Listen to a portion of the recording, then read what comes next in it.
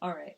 It's all fun and games until someone gets puke on their tip, right? There we go. Hi, buddy. Let's see how this goes down. And let's see who's on here. Om Namo, Guru Dev Namo.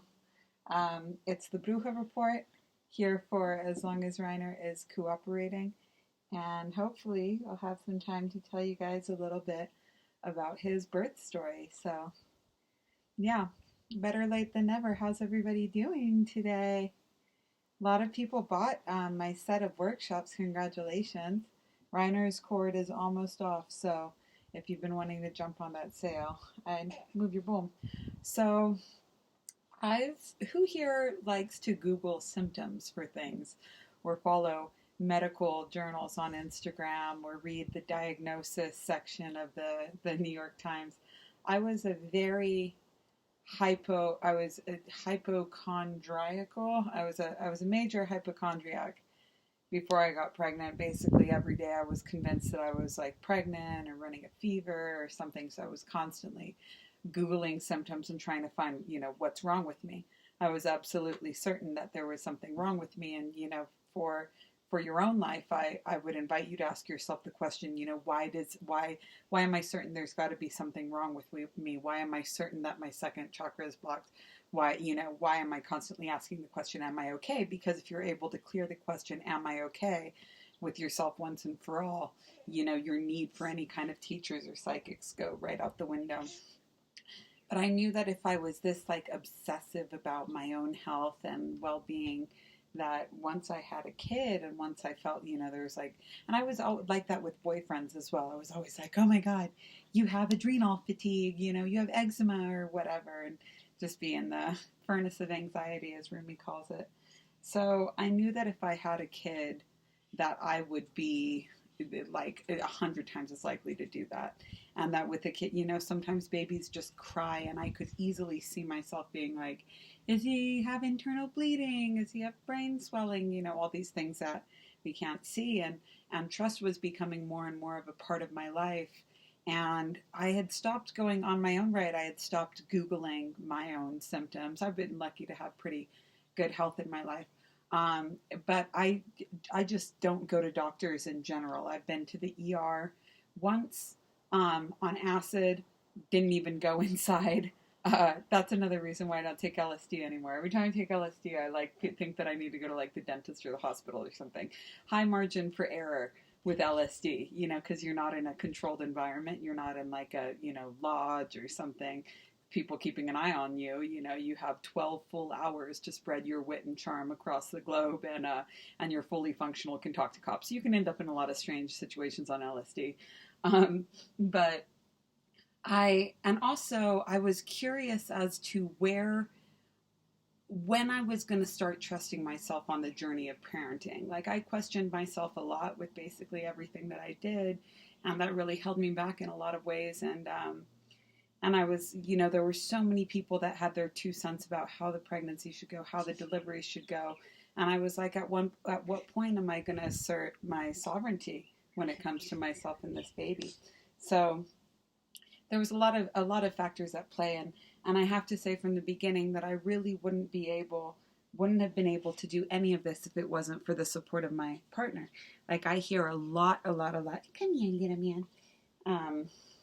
I've heard a lot of birth stories where the partner was not supportive of this decision. And luckily, a couple weeks before we found out that I was pregnant, Patrick got back from Sundance, and he had just met a couple that was doing an unassisted pregnancy. And we had never heard of this before. Patrick, his mind was just blown. He was like, she's 7 months pregnant. She's never been to the doctor. And I was like, wow, that's amazing. And I had seen myself in dreams giving birth to my own baby, pulling my own baby out. And I went to an Akashic record reader while I was in Toronto. The only spiritual teacher that I fuck with, her name is Queen of Swords Band on Instagram. And I very much recommend, if you have $120 and want to have your mind blown, this is the only psychic I'd ever recommend you to. And there's a lot of people on Bruja Report who have worked with her, and they'll all vouch for her. Erin is really something else. Anyways, I learned that in my soul's first life, I was a Vestal Virgin, in like a Babylonian temple, basically. And I fell in love with somebody. Oh, sweetheart. Yeah, how about a little more boob? Yeah.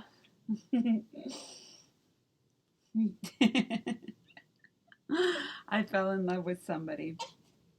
And in my soul's first life, this is, guys, if you're just getting here. Um, and I was banned from the temple, and I had to go deliver my baby in an alleyway. And I thought that this was so cool. I was like, wow, all by myself in an alleyway. And I wanted to, and still do, get a big old tattoo of a woman, a Vestal Virgin birthing a child in an alley. So that'll be my free birth tattoo down the road. But I knew that it was possible. And right before Patrick and I hit the road, actually, I got a letter. I had applied while I was living in Texas, thinking I was going to live there forever. I applied for all the insurances and stuff like that.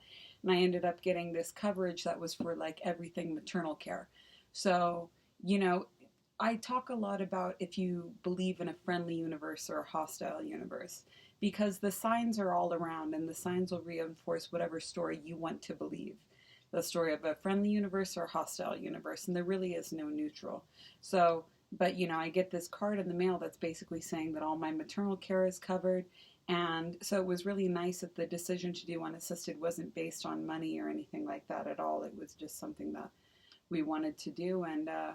And I was like, I'm not going to take this as a sign that we're supposed to stay in Texas. I'm going to take this as a sign that we should, follow our hearts and go find out the house that we know exists for us. And I knew that if we were going to be on the road, that there was no chance of any midwives or anything like that. And the deal was always, if there's a reason to go to the doctor, we'll go to the doctor. But if there's not a reason, I trust my body. And that mantra, I trust my body. I trust that my body knows how to do this. I trust, like, I spent the entire pregnancy doing some really heavy mindset work. And I'm telling you, like, I am no stranger to a strong mental game. Everything that I do with my mind, and it's incredible to have a partner who does that as well, because we have really manifested an amazing life for ourselves, and it's all because of our mindset. There's no external coincidence there. Everything that you see in our life originated with a belief that we put there. And it's not like we came to this earth like extra fearless. Like any fears that you would have about having a baby unassisted or hitting the road or being able to manifest a house, like we had all those same fears, but we went beyond them, which wasn't always easy. But it's not like it's not like we never have to interact with the same fears that like anybody else would. We just have a lot of practice in going beyond fear, and that's beyond fear is where everything in your life is going to start. Everything that's important to you will only start beyond the fear you have.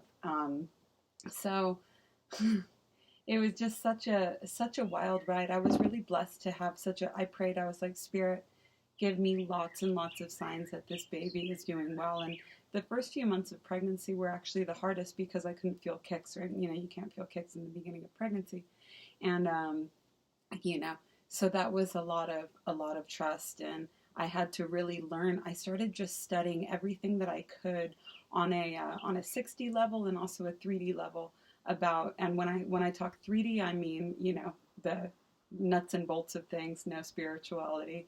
And when I talk 6D, I mean, beliefs and that kind of stuff, how you create your own reality. So I started studying everything that I could about childbirth. The first thing that I did was read a book called Childbirth Without Fear. I read it the same way I read every book, basically just read it, study one page at a time, read one page, contemplate it for 2 days until I feel like I've gotten the gist of the book, and that for me could happen at page 5, it could happen at page 60. I rarely finish books. I'm sure I will at some point in my life, but I usually it's the opposite of speed reading. I really study and think about what they're saying and sit with it and chew on it for a few days. And so I did Childbirth Without Fear, and I was really contemplating the function of the uterus and learning about how the uterus is controlled by the nervous system. So the mindset was everything, like when you are in fight or flight mode, all the blood leaves the uterus and goes to your appendages, your arms and legs, because, it thinks that you need to run or fight. So when you're stressed out during birth, there's no blood in your uterus. Now, blood it hydrates the uterus and creates elasticity in it. So when there's no blood in it, it turns white, and it has the same elasticity as ligament, which is hardly any at all. And that's when birth becomes really, really painful. But if you're able to be relaxed, then you stay in your parasympathetic nervous system. Your uterus is filled with blood, and it's able to contract easily. Now, no matter how much mindset work I did, people are like, did it hurt? Yeah, of course it hurt. It was like the most painful thing that I experienced in my life, like for sure. It was so painful that it became psychedelic, and I'll talk about that. But why do we want it to be easy? Your birth is a specific medicine that you chose to help you process what you need to process, to have a funeral for the stage of your life where it was just you to enter a new consciousness. And in like Wicca, we would call this, the mother maiden crone phase.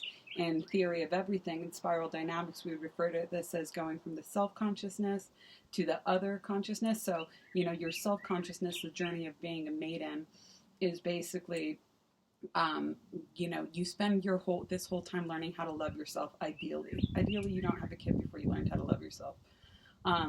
Then, when you enter the mother phase of life, let's say you created 500 kilowatts of love for yourself, for the self-consciousness in the maiden phase of life. When you enter the mother phase, that 500 kilowatts gets immediately doubled and transferred to the other. So that's when you start to enter a new consciousness where you're like, is it possible that I could feel so many things about someone that isn't myself? And then when you enter the crone phase of life, this becomes the universal other, where you're able to apply ideally that same compassion, empathy, and love to the world as a whole. And if you do your work and you really focus on the heart, always living from the heart with everything that you do, ideally you'll transition seamlessly through these different stages of life. But this is what it is to be a woman. This is the trajectory of consciousness for a woman. So I studied the uterus. I started reading a lot about endorphins, enkephalins. I was reading quantum healing, and I was learning about the pain, the ability in the body to create a painkiller that's even more powerful than morphine, and how to access that and create it. Now, it obviously didn't stick because there's no getting away from the pain. It's like, but why do you want it to be easy? This has your name on it. I chose a 46-hour birth that had my name on it. Why did I think that shouldn't be happening? Why do I think that anything shouldn't be happening? We have so many people that pray for an easy birth, that pray for a quick birth, and it's like, why do you want it to be like that? You're literally having a death and a funeral for the old phase of your life and entering a new one. Let it hurt and let it be beautiful. So I was lucky to have such an active baby and also such a smooth pregnancy. Now, I was exhausted during the entire pregnancy, and that taught me a lot about learning how to work less and have better boundaries with work. I did one project, which was my workshop, Wheels Reinvented, because I really wanted to have that out in the world before I had a baby. But I had to learn so much about what was, realistic expectations for myself. Towards the end of my pregnancy, I was really trying to get my Mama Boss podcast out there, and now I'm so happy that I didn't, because being assumptions about what motherhood is like versus actually motherhood, and let me tell you, it's like the Long Island iced tea of emotions. It's emotions like you've never expected before. If you guys are just joining now, we're talking about unassisted pregnancy and childbirth. So I had to learn a lot about how my plan was in the way of God's plan. It was really hard for me to give up things like training. It was hard for me to accept, I spent a lot of time in bed, and I wanted to diagnose myself with depression and all of these things because it was just so unusual for me. But looking at it in hindsight, the baby dropped, and usually the baby drops, which means that the head descends into the pelvis. Usually the baby will drop a couple weeks before birth, so ideally this would happen around 39 weeks, seeing as term is 41 weeks. But this baby, this big man, descended at 32 weeks. So once that happened, I realized why it was so important that I had been on basically bed rest the whole time, because he could have really easily been born prematurely, but he was born 2 days after his due date, so stayed in the belly long enough, thank God.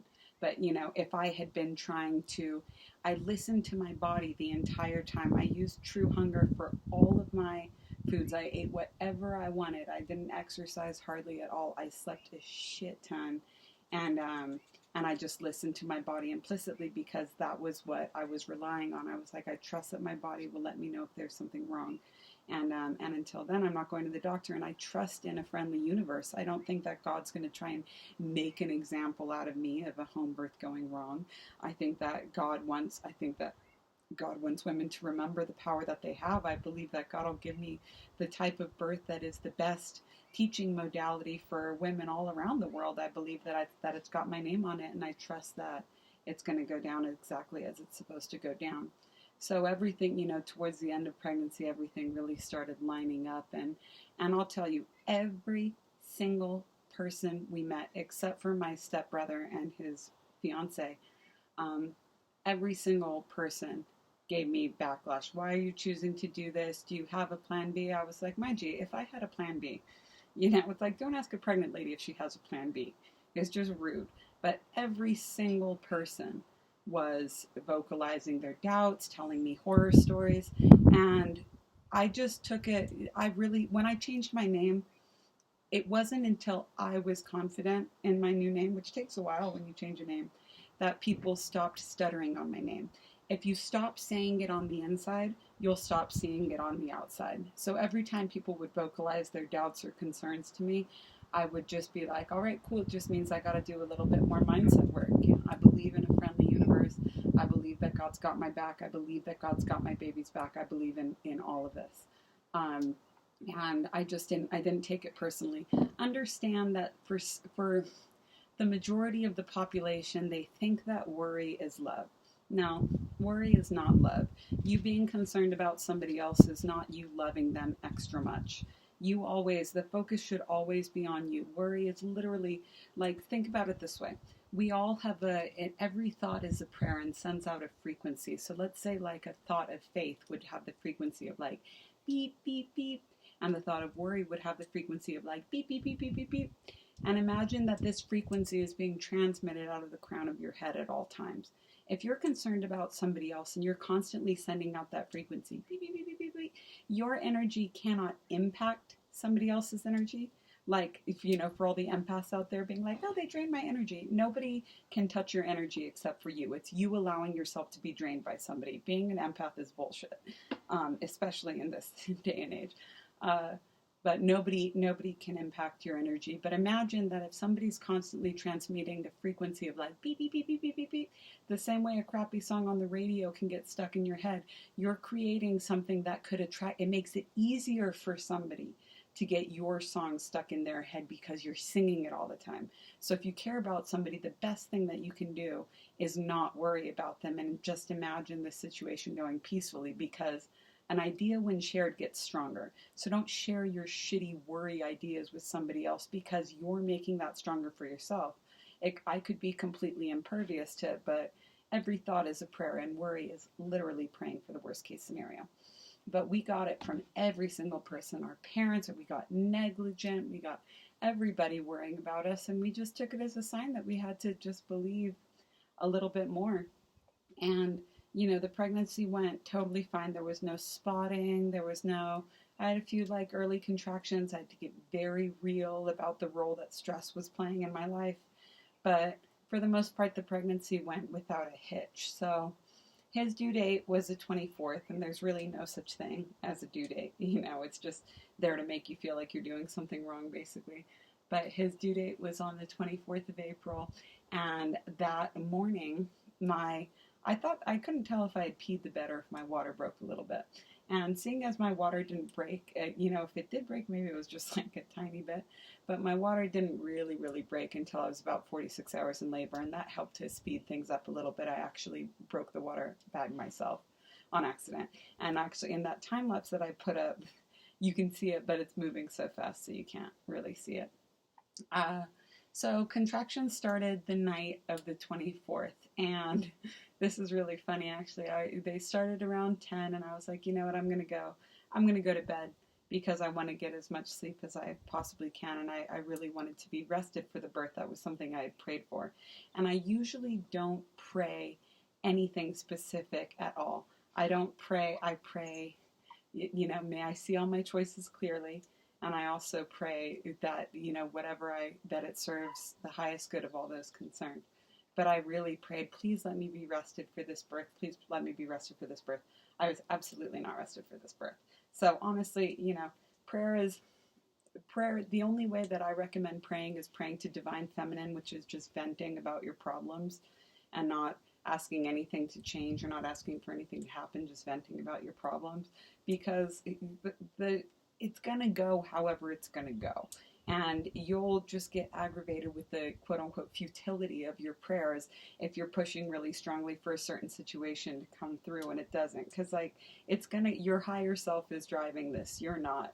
It's going to end in your happiness. But, praying for something specific to happen, there's a chance that it might work, but it usually won't work out like that. And it's just a lot better if you end your prayers with this or something more, because you can't control this. You can't control any of this. There is no control.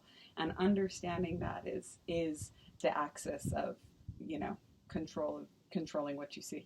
You can't control anything except for how you react to situations.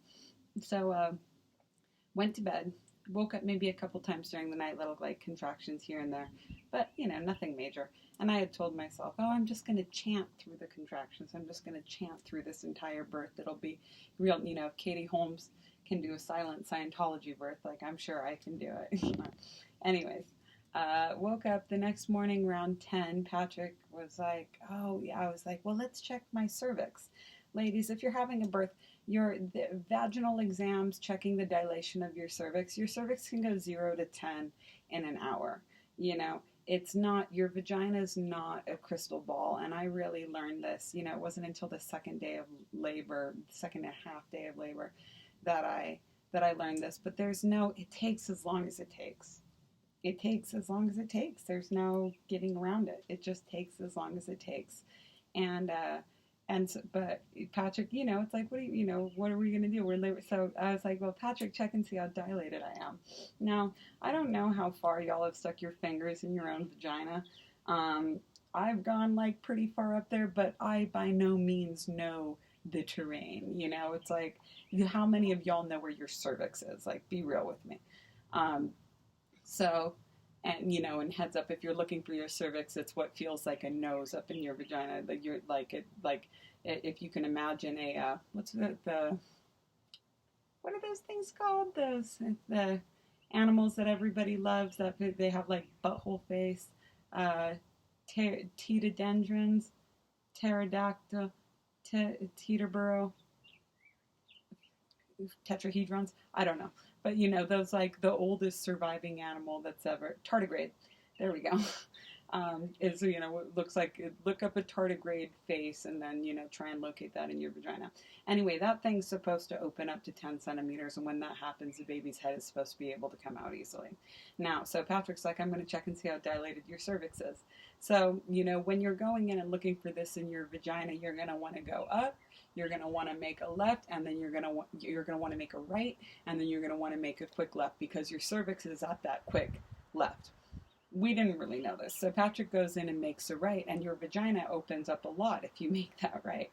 So Patrick is like, holy crap, this is how you check the dilation to see, and when your fingers can spread this wide, that's about 10 centimeters of the lid of a mason jar. And so Patrick was like, holy crap, you're dilated this much. And I was like, oh my God, Spirit granted me my easy birth that I wanted, fabulous. I'm 8 centimeters dilated, which means I'm almost done. That was at hour 10 of a 40-hour labor, right? So we're like, oh, cool. But because, we consulted the crystal ball of my cervix, we were expecting this thing to wrap up any time soon. So, kind of puttered around the house. I was like, I'm just doing my thing and stuff. These are contractions. It's so easy. I did a whole Kundalini class. I was on Bruja. We did Gyan Chakra, which I hope y'all are still doing, Stay with it. I'm doing it. I'm doing that, and the Aquarian Business Academy on Rama TV right now. So so this whole time I'm expecting the real labor to begin, and my water hadn't totally broken yet, and I was losing some of my, nice, good job. I was losing some of my mucus plug, which basically looks like, big boogers, big, like, weird, post Coke boogers. Um, but, nothing really was happening. So Patrick and I went on a little walk, and I would have to, squat down if I had some contractions. What is the water breaking? So the baby's in an amniotic sac, which is a big bag made out of like goo that's filled with liquid. And that's, holding the baby. Now, a baby can be born in caul, which means that the water bag doesn't break, which means that the birth basically went so smoothly that the bags didn't even rupture. But that's a much slower moving birth, and you can look at pictures of that. And there's a really high rate of caul births with unassisted births, but it's like 1 in 80,000 otherwise. But there's a very, it seems from the stories that I hear that it's like 1 in 30 births seems to be in the caul. Um, but the birth will progress a lot faster when once the water breaks, because it's, think about it, it's the circumference is much smaller. It's basically like, it would be, it just moves a lot faster. I'm not going to try and think of an analogy right now. Um, so, but that hadn't really broken yet. We went on a walk. Nothing was happening. We watched an episode of Handmaid's Tale. I can't even fuck with that show anymore, dude. I'm not even kidding. It's so stressful. It makes me feel so stressed. And it was honestly really like strange to be watching a show about like dystopian infertility while giving birth to a baby. I was like, I can't watch this shit. Um, so ended up going to bed that night, or trying to. Now, from the very friggin' beginning, my contractions were every 4 to 5 minutes for 45 to 60 seconds, from the first contraction to the last contraction. Now, the intensity, the first day that I could sleep through them. Oh, buddy boy. Oh, you're so sleepy. Oh, she's sleepy, man. The big man. Every 4 to 5 minutes, without fail. Every single 4 to 5 minutes. Now, the first day, the intensity wasn't that bad, and I could sleep through them. Second night, I was up every 4 to 5 minutes, and these contractions were getting big. Next day, we're up. I couldn't eat anything. Like, little sip of smoothie here and there, little cracker with avocado on it here and there, but I really couldn't eat anything. And I was just praying, and I knew my older sister had had a 72-hour labor. I had a friend that had a 52-hour labor, so I wasn't, and I had, my mom's had 11 kids.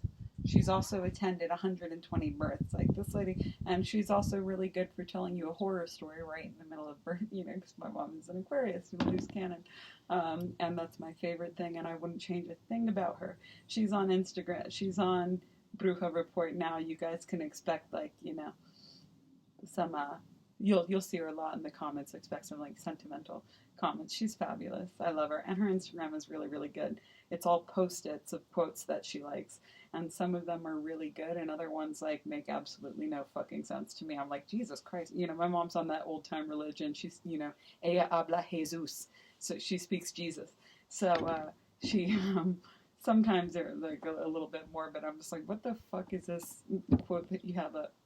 But we had her, and I called her a couple times during the birth, and it was like a real lifesaver, because she's like, yeah, that it takes as long as it takes.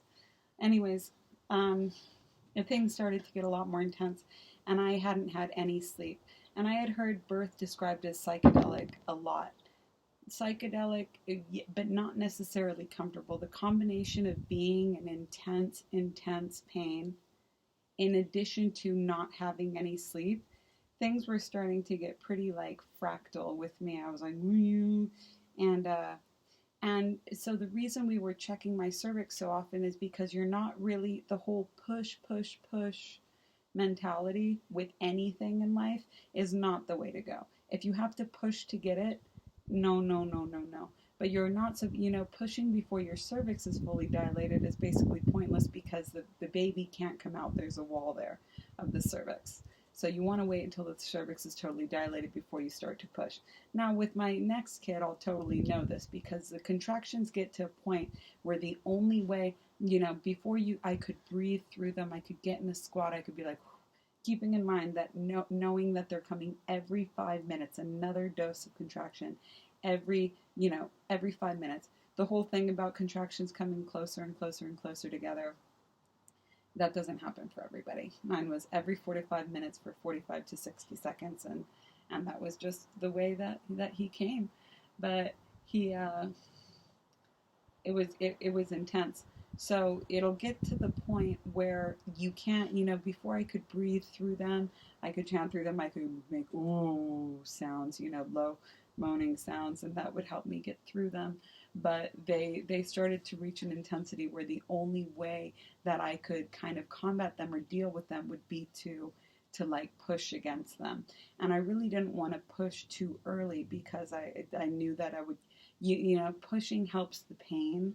It makes you feel like you're controlling something that's absolutely not in your control. There's no controlling it. There's no controlling it.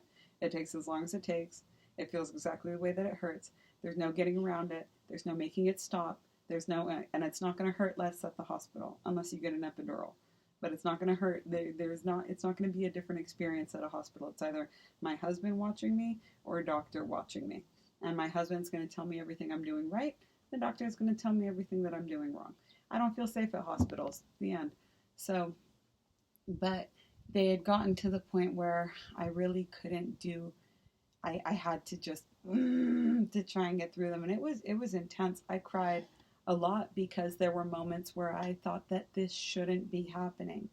And if you ever think that something shouldn't be happening, whether it's Donald Trump being president or Kanye being a Trump fan or, your love spell's not working on this guy, every time you think that something shouldn't be happening, you're in a real shit predicament because you think it shouldn't be happening, but it's happening. So you start to give yourself reasons why. And those reasons will always be in guilt or shame. Oh, it's because I did something bad or it's because I am something bad. This shouldn't be happening, yet it's happening to me. Therefore, I'm being punished. What did I do? And this is a Ouroboros snake eating its own tail conversation that you're having with you, and it doesn't have anything to do with the universe because the universe doesn't have a bad side for you to be on. The end. You can hear more about that in my video, How to Let the Universe Support You. So, it had gotten, we were at this point at like the 44-hour mark. The rest of the whole second day, very, very, very intense contractions, enormously intense contractions. And I was really starting, and I was so tired that I couldn't do any, I was just so friggin' tired. I was like, what is this happening? And I really cried like a few times. But then Patrick said around the 43-hour mark, I had indulged in some like screaming. I was like, whatever, I'm going to let myself scream a little bit. And Patrick said, babe, if this is really the way that it is, then I think that we need to go to the hospital. Immediate reality check for me. Okay, I gotta shut the fuck up, basically. Because if Patrick's worried about me, he's going to insist that we go to the hospital. I was never so adamant about having my birth plan that I would let him be uncomfortable. But I couldn't. I was like, if he's worrying about me, then I'm worrying about him. I'm feeling bad that it's taking too long and I'm not present. And you have to be present. Like the pain will jar you to where you can't think about anything else. But you really have to be with it. And remember, like you signed up for this. Like this is your medicine. This takes as long as it takes. You might have a different experience than everybody else, but it takes as long as it takes. This is your medicine and you're going to be in it until you release whatever most needs to be released so that you can transition from maiden to mother. And that's just the way that it's going to work. So, Patrick, I was like, babe, because Patrick didn't sleep at all either. He was there. He was there for every kick of this baby, and he was there for every contraction that I had. And I just really, there's not a lot that I could do without him. There's not anything that I want to do without him, but I really couldn't have done this without him. So he, and I was so tired that I wasn't really moving around, but he he was like, if it's really like this, then, we're going to have to take you to the hospital. And I was like, shit. So I was like, well, why don't you take a little nap? And I was determined to change the energy in the room. So I put some music on, I put some Kundalini chants on, I burned some sage, I opened some windows, I got things moving around a little bit because I was like, it feels like the labor is not progressing. So what feels stagnant in my house, in my life right now? I look to what is this birth showing me about my experience in life right now? And I was like, oh, where do I feel like I'm stagnating? And truthfully, I feel like I'm stagnating in business. I'm like, there seems to be an invisible ceiling that I'm not penetrating, and this birth was the medicine to really help me get through that. But I changed the energy in the room and I started pace walking around the room. And I knew that the contractions now were happening about every 3 minutes, but if I walked, then they would come about every minute. So, hi. So I was walking around the room chanting, and when a contraction would happen, I would get in a deep squat, breathe, breathe, breathe, and then keep going. I was like, I'm going to try and like incite contractions as opposed to like laying back and waiting for them to hit me. And things started to really move around more, but the intensity of the contractions had gotten a lot more intense, and I entered something. I was puking. I was puking from the like intensity of them, and something called back labor had started, which is basically when the baby's head starts to descend through your bones, and you start to feel your bones like kind of breaking a little bit, and it's very, very, very intense. So these contractions started, and this was where I really felt like I had to combat them. And this is where the medicine really hit for me. When the contractions would come, I would feel them building up because I had like a 4-minute break in between each one. And I would say, okay, this contraction, I'm putting all of my resentment against my dad. And the contraction would come, and I'd let it build up like a fireball of all the resentment that I felt against my dad. And then the contraction would come, and I would just push against it. I'd be like, and just, ooh, and just push against it. And I would feel that resentment leave. And then the next contraction, I'd be like, this is for all the ways that I've been telling myself that I can't do it. Just, fire it up, like push it out. This is for all the guilt that I feel about having an eating disorder. Let it build up like a fireball, use the contraction and just like push it out. And it started having a real effect on me. I was crying. Things were getting like moved around, and I was like, ooh, all of this commotion. Well, Patrick, hi baby, I'm telling the birth story. You want to tell the last half with me? Okay. I'm at the, okay. You don't have to. So at this part, this was at like 45 of labor, and Patrick woke up, and at this point, I'm like puking, just worn out completely, and every contraction is just like, woo, woo, woo, like getting me more and more. And Patrick was like, look, and right before that, I had put my fingers inside of me to feel. You can see in the time-lapse video of me like checking out my vagina in the mirror. There's me trying to see if I could see a head. Oops. Oh, boy. That was me trying to see if I could see a head coming out. I couldn't, but I put my fingers inside of me because I could feel his head, but it felt like it was behind something. And nothing feels identifiable. Nothing feels identifiable in that zone. But I had pushed. Pull up the chair next to me, honey. Yeah, baby boy. Oh. Here, pull up next to me, my babe. No, I got it. Guys, say hi to Patrick. So, at that point, I had put my fingers inside of me. I felt a head, and I felt something that was kind of like bulgy, and I poked it. Hi, G. And the water bag broke immediately. It was just like boom, gush of water, like. And you were napping for that part. I woke up. You woke up. Splash. Yeah, splish splash. Mm-hmm. So, well, why don't you tell it from your perspective what was going on when you woke up around the time when we thought we needed to go to the midwife. No, I was a little scared. It seemed like I didn't know what was going on. It seemed like you were hurting for a while. So I just wanted to make sure everything was right. I didn't know how long that it was supposed to take. And we didn't know what position the baby was in. Like, I felt in my heart like the baby was head down and not breech. But, and I knew that birth could take a really long time. You know, you don't get any timer. There's no way, like, even checking the cervix, like, there's no way to know. Like, checking the cervix is bullshit. Because I thought it was like 12 hours was the sort of max in my mind. 24 maybe. And, yeah, the next baby, definitely not checking the cervix. Like, no ways. It just fucks with you. Um, but he woke up and I was really like in it at that time because I'd been like really inciting these contractions. And Patrick wakes up and he's like, like maybe we should go to there's a midwifery.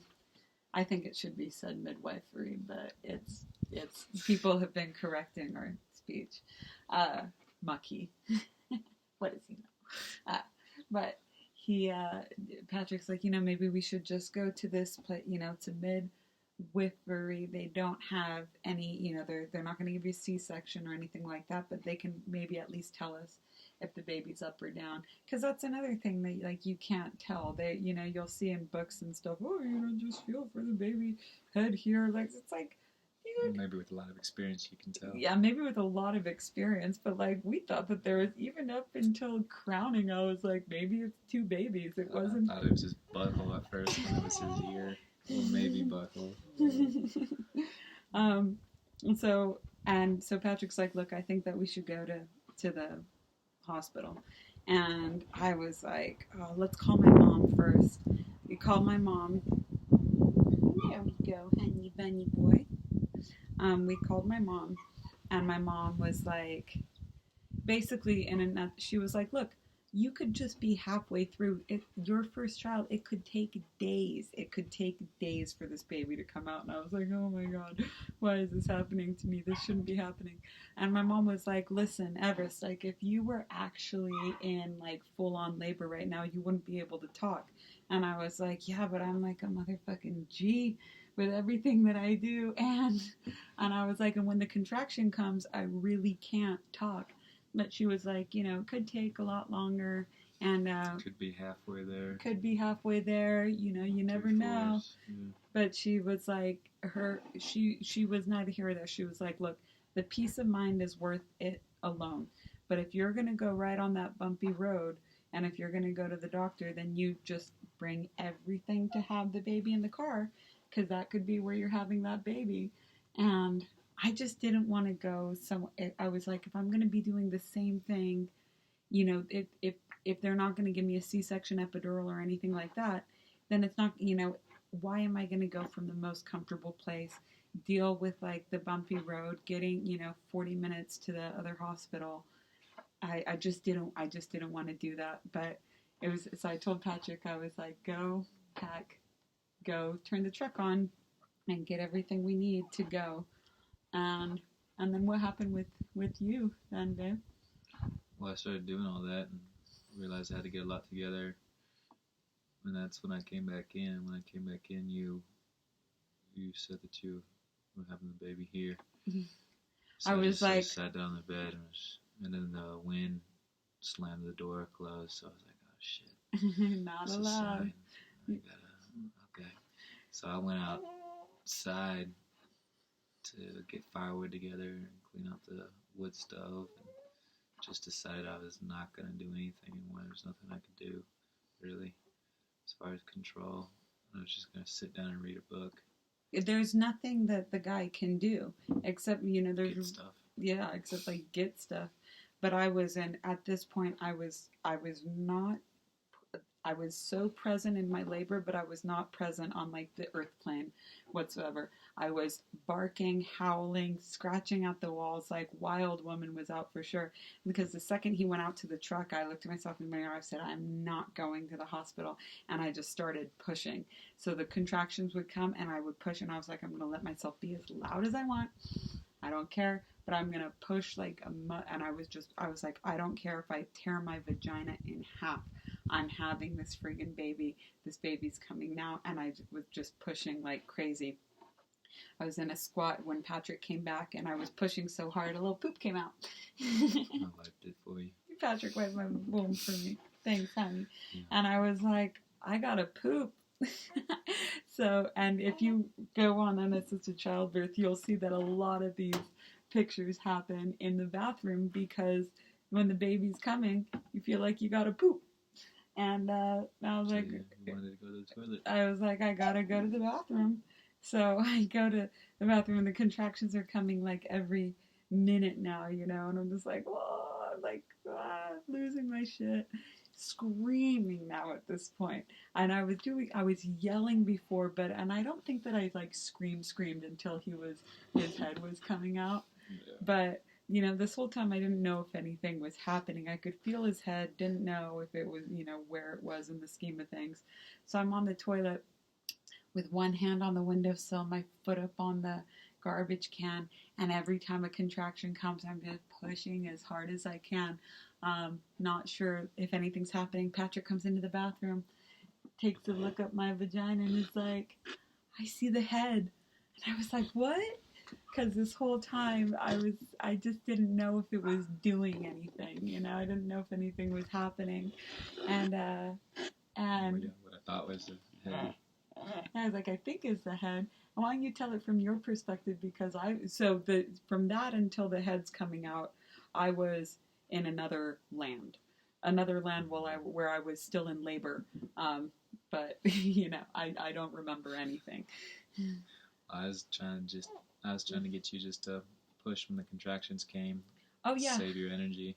He's like, push when the contractions are happening, but I have a baby in my vagina, like something that's literally only held dick before, it now has like an entire like body in it.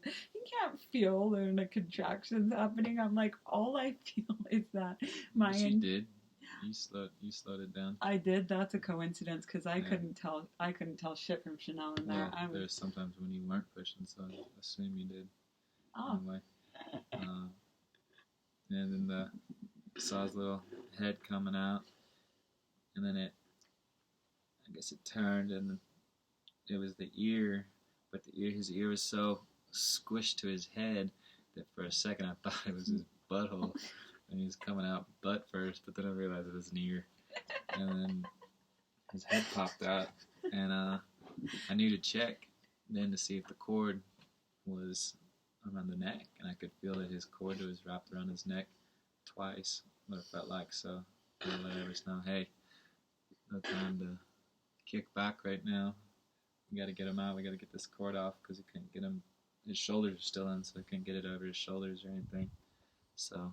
And I didn't hear that at all. The next thing I knew, I'm looking down, and this head, and its head's not pink, you know, it's like kind of like whitish gray because it's waterlogged. And I'm watching this huge head come out of my vagina, and I'm just like, oh my God, like what is going on here? And I think I couldn't believe it. Another contraction came, and I was just pushing so hard, and I screamed so loud, the loudest I've ever screamed in my life. I was roaring and like high pitched too. I was like, ah! I was like, I literally felt like my body was being cut off. And then when I looked down, I saw that his arms were out, and I just grabbed his arms and pulled him up. But I didn't know, like, everything that Patrick's talking about here, I was not there for. Like, I was like, the baby came out screaming, and I just grabbed him from under his arms. I didn't know until, and I knew that the cord was wrapped around his neck, but I didn't know, seriously, I didn't know until like 4 days ago that he wasn't started up when, you know, I just thought he came in screaming. Yeah, you were holding him, and I was unwrapped the cord and started rubbing on him, trying to get him going because he wasn't crying right away. I knew he would. I knew it wasn't lethal. Yeah, I knew he wasn't going to die or anything, but just knew I had to jump start him a little bit. And the last people that we interacted with before I went into labor, because we kind of like hermited out. We got really sick of people telling us how not to have our baby when we had already decided, and so we were just like, "Fuck off." But we met a doctor who had delivered 2,000 babies, and when we met people who had actually like experienced birth, delivered babies, they were like, "Yeah, you can totally do it." It was only the people who had either had who hadn't attended a lot of births that were like, you have to see a doctor. And it's, that's a big power for women to not have, to be absolutely convinced that your sacred and sovereign right to bring life into the world cannot be done without a man in a white coat. And that's really fucked up, I think. And it was a couple. The fella told us some good information. He said, if there's any fluid inside the baby's lungs or anything, or the baby's not breathing right away, hold him upside down. Gravity will get everything going. So got that going. I saw some bubbles by his nose and tried to wipe that off. And I saw the bubbles at his nose too, and I just put my mouth on his nose, sucked and spit, suck and spit, suck and spit until I felt like he could breathe. You could hear some gurgles. So yeah, some gurgly gurgles. We flipped him, and like Patrick, oh God, I couldn't have done it without you. You were like, flip him upside down, and I'm like, what is my hand? Like, couldn't figure it out, but you really helped me, and then and there was so much blood. It was crazy. It wasn't a hemorrhage, but he wasn't covered in that Vernix cream cheese. He was just metal baby. Just we were covered in blood. We were covered in blood. Elbow deep. Yeah, just insane. And Right. and I picked him up, and he just reached his hand up towards me and had his big eyes open and was just like. And then he started. That's when he first cried. Yeah, and that's when he first cried. Mm. And we were just like, I wasn't. Saw his penis before. Oh yeah, we didn't know. We didn't know if Yeah. it was a boy or girl. Oh, honey, it's making me sentimental. I'm gonna cry. It's a boy. His big balls. He had big balls, and he still does.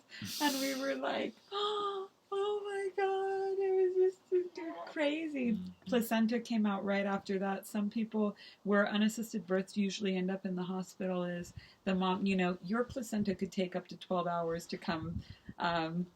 Your placenta could take up to 12 hours to come out. But some people get, somewhere they said that if it's not 2 hours, it's not normal. So but his placenta came out right afterwards. And man, after squeezing bone and body out of your vag, when it's like it's like a turkey baster sort of. What's a turkey baster? She asked how they get the stuff out in the hospital if they don't suck it. Oh yeah, they use an aspirator to do it, which is hardly as effective. We had one upstairs. It's like getting a blowjob from a blow-up doll versus the actual thing. Like the sucking capacity of mouth versus rubber is like. Yeah. So that was it. Then we cut the cord a little. Well, got a pan to put the placenta in. Yeah, placenta fell right. My sacred uterine life-giving bag in the toilet. Real fast. Yeah. Oh. There it is. And then we were in the bathroom and we were like, oh, we're done here. Cool. Mm-hmm. So we went, and it was so nice to be.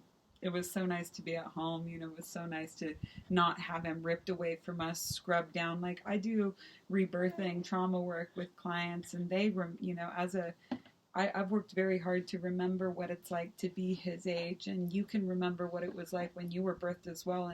And if you don't know how to do this with any of the graduates of Wheels Reinvented, you could, provided that that's the trauma that comes up, you can do rebirthing work. And just like a little disclaimer on that, you don't get to say, oh, I'm going to go do trauma work and work on this trauma. You work on whatever the trauma comes up, because the most relevant one will come up. But with rebirthing work, you remember getting ripped away, scrubbed down with a rough terry cloth towel, swatted on the butt, taken away from mom. Some people that were born via C-section, they thought that their mom was dead when they were born. And look, like C-section is a very beautiful way to birth as well. And it's There should not be any shame around C-section births whatsoever, because that's twice as painful. The recovery is 3 times as long, and I know very few moms that wanted to have a C-section. They were really kind of bullied into it. So there's no kind of ego here about like, oh well, I had a vaginal birth, and it's a C-section is a lot harder on your body. It's a lot harder on everybody concerned. And the reason why we chose to have an unassisted birth is that they can really bully you into having a cesarean section. You become, even if you've never had, even if you have a written birth plan that says I do not want to have a C-section, once you have an epidural, you're 4 times as likely to have a C-section. They'll be like, the baby's going to die if you don't do this right now. And as a mother, just a spiral effect. Yeah, it just gets out of hand so fast because they want to go home and eat fucking dinner. They'll stick you in a hospital bed giving birth in stirrups, which is essentially you pushing uphill, goes against any kind of Apanavayu logic about a baby coming down and out, so that a doctor can sit down and watch the fucking pussy show happen.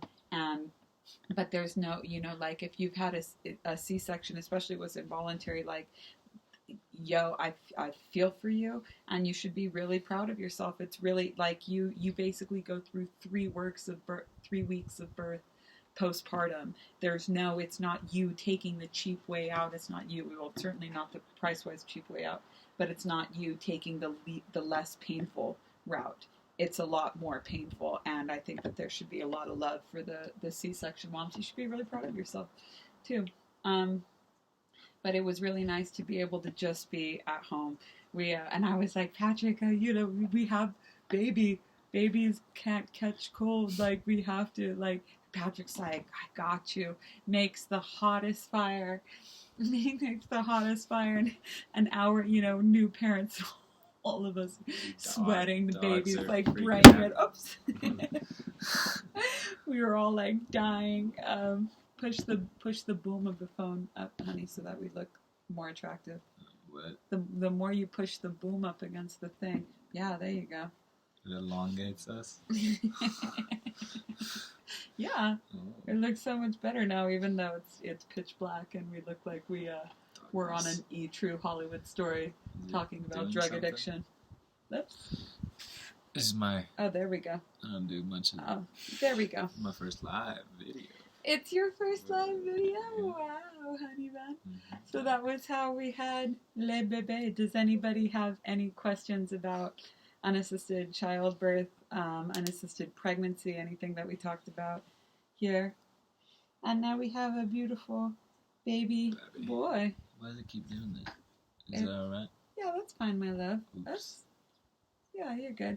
Okay, what does Maraki say? I love this realness and not the glossed over version we usually give congrats to. Oh yeah, no, this version is covered in blood and poop. Yeah. The midwife. And I was scared. And it's the hardest thing I've ever done. Just being a part of it.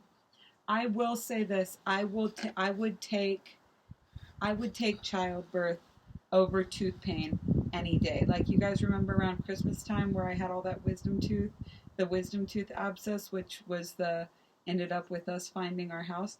I would take childbirth over tooth pain any day of the week. What does that say? I just found out